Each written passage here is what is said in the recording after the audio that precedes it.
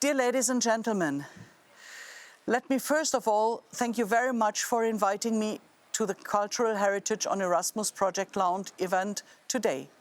Unfortunately, I was unable to join you in person, but I send all my best regards from Brussels.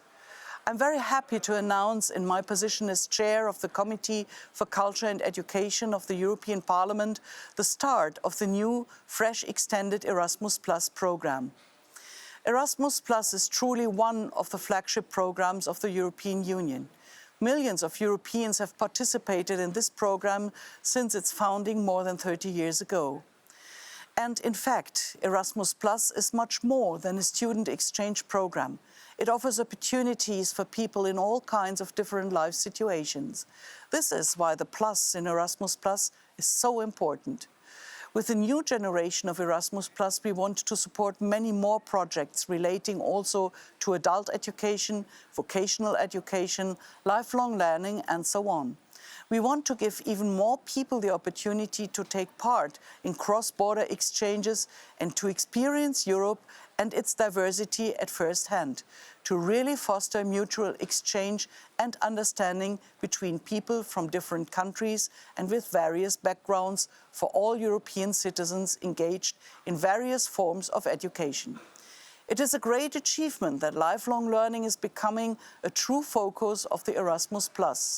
People enrolled in adult education programs, for example, learning digital skills or taking evening, professional or personal development classes, will be able to participate in mobility schemes from 2021 onwards.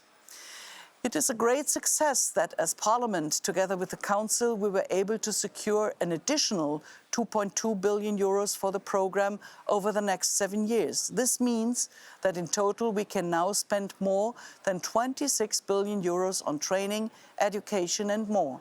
For comparison, in the old programme, we could only spend 14.7 billion euros. With the new edition of Erasmus+, we are thus taking an important step towards more investment in education and training. The new edition of Erasmus+ is also more inclusive and accessible so that more people can benefit from the program.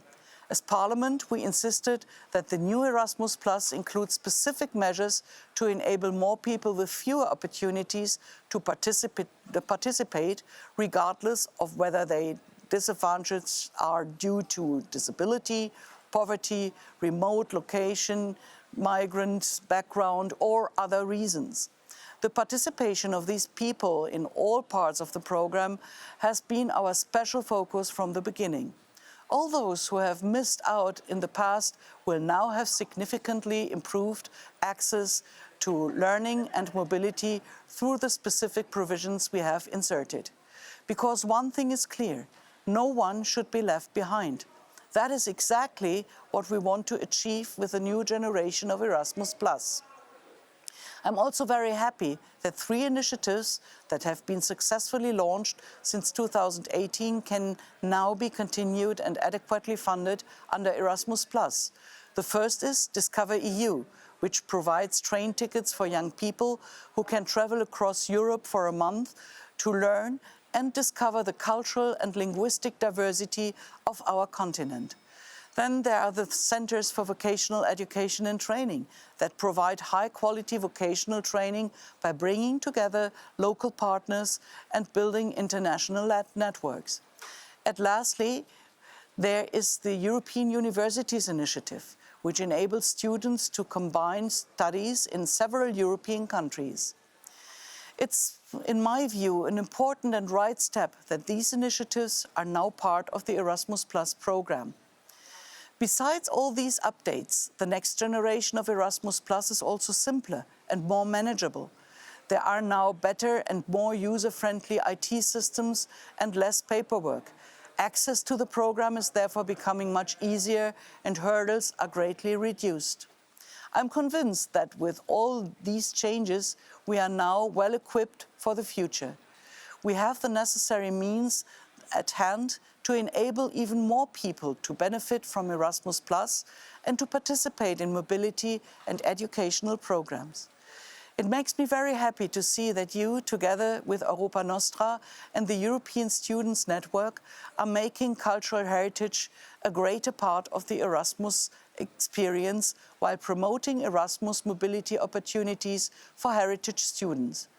I wish you the best of luck for the upcoming pilot phase, and I'm convinced you will be successful working together with the European Heritage Youth Ambassadors in creating a platform to organize cultural heritage activities for local and international students and to allow intercultural exchanges beyond borders. Cultural and heritage experiences while studying abroad are of utmost importance for our sense of belonging to Europe, for our social inclusion, for our well-being, and for understanding of our common roots and history. Certainly, the corona crisis currently poses great challenges for all those who would like to learn, study, and meet new people. Especially in these times, it is more important than ever for Europe to reach out to all people. I deeply hope that stays abroad and personal encounters can take place again in the usual way as soon as possible. And I'm all the more happy that together we can continue the success story of Erasmus+ and give more and more people the opportunity to connect, exchange and build up a true European community. Thank you very much.